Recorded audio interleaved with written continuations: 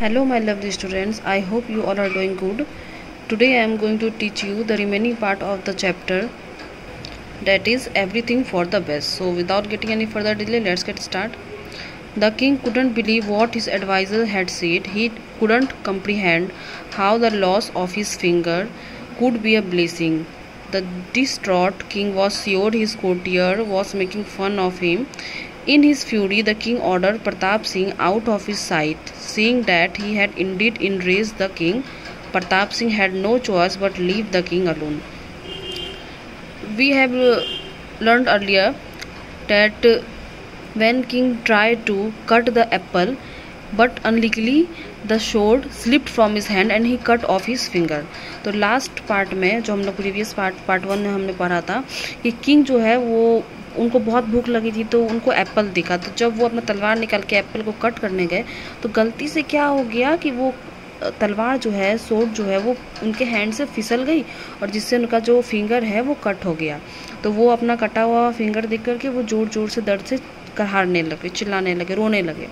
तो इसमें भी, इस सिचुएशन में भी जो प्रताप सिंह जो उनका एडवाइज़र था, वो इस सिचुएशन में भी अपना फेवरेट लाइन बोल रहा था कि एवरीथिंग फॉर द बेस्ट। मतलब मान लीजिए अगर ये भी हुआ है, आपका जो फिंगर है वो कटा भी है, तो इसके पीछे भी कुछ ना कुछ रीज़न होगा। तो किंग को उस कंडीशन में उसकी बात समझ में नहीं आई और उसको बिलीव नहीं हुआ कि मतलब his adviser had said this word, मतलब इस तरह का बात वो बोल सकता है। तो वो मतलब कि इस चीज़ को एक्सेप्ट करने को रेडी नहीं थे कि कैसे कटा हुआ फिंगर जो है वो ब्लेसिंग हो सकता है।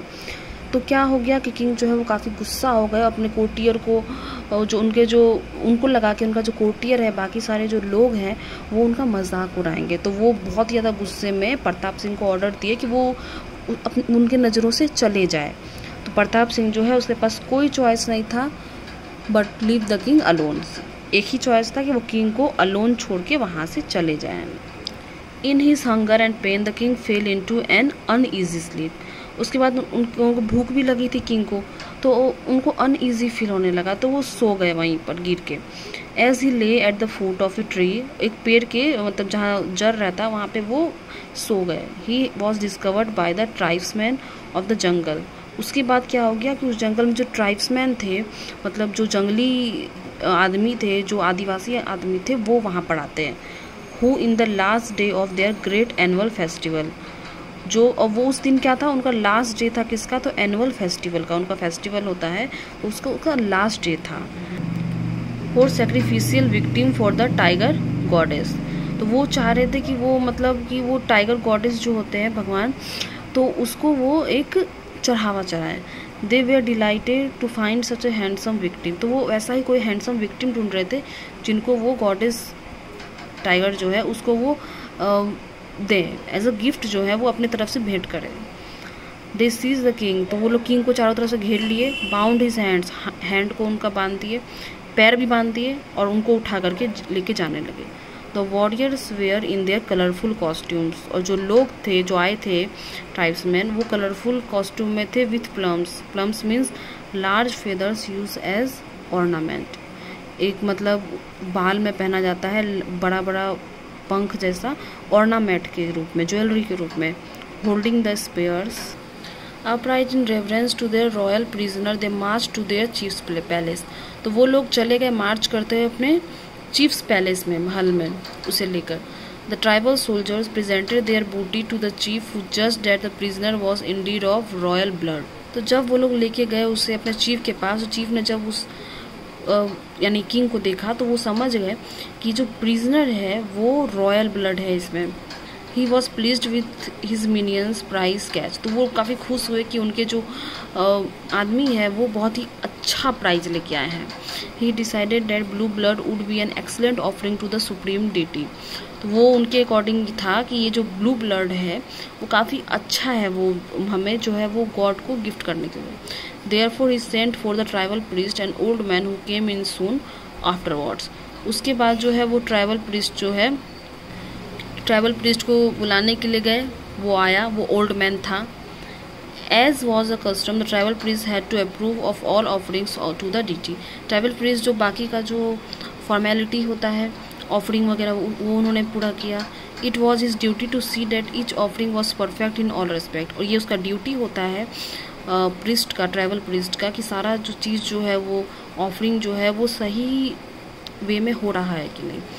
Seeing that a king was going to be the object of sacrifice on that day, the priest didn't inspect the prisoner from head to toe.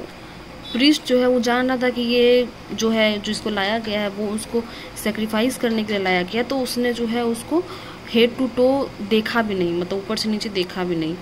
Instead he order that the process be started without delay. और वो चाह रहे थे कि जल्दी से जल्दी जो प्रोसेस है वो स्टार्ट हो बिना किसी डिले के। They took the king to their altar after some wild dancing. उसके बाद कुछ प्रोग्राम हुआ, डांसिंग हुआ।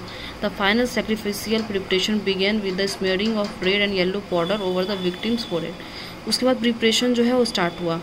उनके फोरहेड पर, किंग के फोरहेड पर येलो और रेड पाउडर जो है वो लगाया गया।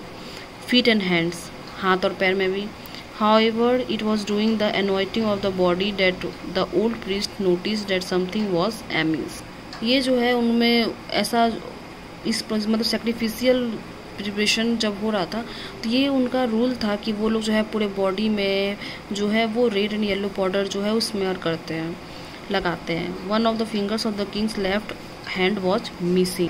तो जब वो लोग स्मेयर कर रहे थे, जब बॉडी में, हैंड में जब वो लोग पाउडर लगा रहे थे, तभी उन लोगों ने नोटिस किया कि उनका जो है एक फिंगर गायब है। तो प्रीस्ट जो है अपना हेड हिलाया और बहुत ही डीप आवाज़ में बोला, I am sorry your royal highness, माफ़ी मांगी। We can not proceed with the sacrifice. हम लोग इस प्रोसेस को आगे नहीं हम लोग रिज्यूम कर सकते हैं। The deity will accept only those who are whole bodied. क्योंकि हम लोग जिसको ये सेक्रीफाइस कर रहे हैं, जिनको हम लोग ये बलि जो है वो दे रहे हैं, वो सिर्फ होल बॉडी, मतलब जिसका पूरा बॉडी रहे, अच्छे से हो, हेल्दी हो, वही हम लोग, वही वो जो है गॉड है वो एक्सेप्ट करते हैं। जिनका एक फिंगर नहीं है या कुछ भी प्रॉब्लम है, उसको हम लोग सेक्रीफाइस नहीं कर, मतलब उसको फोर्स नहीं कर सकते। The body shouldn't have any blemishes. और ऐसा बॉडी हम लोग मतलब सेक्रीफाइस करने के लिए फोर्स कर सकते हैं जहाँ पे कोई भी दाग धब्बा या कुछ भी प्रॉब्लम ना हो। The prisoners body is imperfect. और ये जो बॉडी लाया गया है ये इम्परफेक्ट है क्योंकि इनका एक फिंगर ही नहीं है। And it is not fit for offering to the deity. इसलिए ये फिट नहीं करते हैं मतलब गॉड को सेक्रीफाइस, गॉड के मतलब गॉड को बलि देने के, गॉड के सामने इनको बलि देने के लिए। ट्राइब्समैन फ्लेड इन हॉरर। तो ट्राइब्समैन जो है वो डर गए। For they had nearly presented N imperfect sacrifice. वो डर गए इसीलिए क्योंकि वो गॉड के सामने एक ऐसा आदमी को लेके आए जो कि इम्परफेक्ट था। और वो डरे हुए थे कि उनके जो गॉडेस हैं जिनको चढ़ावा चढ़ाने के लिए लाए थे, वो अब उनको जो है वो ब्लेस नहीं करेंगे। As the king hobbled away as fast as his legs could carry him, he realized that the loss of his finger had indeed been for the best. तो अब जो है ये किंग जब सुने कि उनका जो कटा हुआ फिंगर था उसी के कारण वो बच गए हैं, तो वो एकदम से मतलब कि तब उनको समझ में आया, तब उनके दिमाग में ये हिंट किया कि उनका जो एडवाइज़र था प्रताप सिंह वो सही बोला था, he was right. But what of not having his ministers company at the time of danger. पर उनका जो बाकी सब मिनिस्टर था वो उसको उन टाइम पे, डेंजर के टाइम में छोड़ के चला गया था। Was that for the best. तो क्या वो भी सही था? Yes that Pratap Singh later. तो बाद में आए वो कहानी सुनाए तो प्रताप सिंह ने बोला हाँ वो भी सही था। For if he had known of the Kings peril, he would have come to king's aid and been overcome by the numerous tribesmen, thus serving as a substitute victim. So everything was for the best. तो उनका इस time जब वो लोग tribesman उठा के लेके जा रहे थे तब उन किंग का जो है और भी मिनिस्टर वहाँ पे नहीं था, तो ये भी अच्छा इसीलिए था कि अगर मान लो वहाँ पर वो रहते तो किंग का वो ट्रीटमेंट करते। और जब ट्राइब्समैन देखते कि किंग का हाथ में मतलब फिंगर जो है वो गायब है, तो वो लोग मिनिस्टर में से किसी को उठा के लेके जाते सब एज ए सब्सटीट्यूट उसके बदले। तो एट लास्ट ये क्लियर हो गया, ये प्रूव हो गया that everything was for the best. मतलब कुछ भी जो होता है वो कुछ ना कुछ उसमें अच्छा ज़रूर होता है। I hope this video will be helpful for you. We will meet in our next video. Till then stay safe, stay home. And one more thing,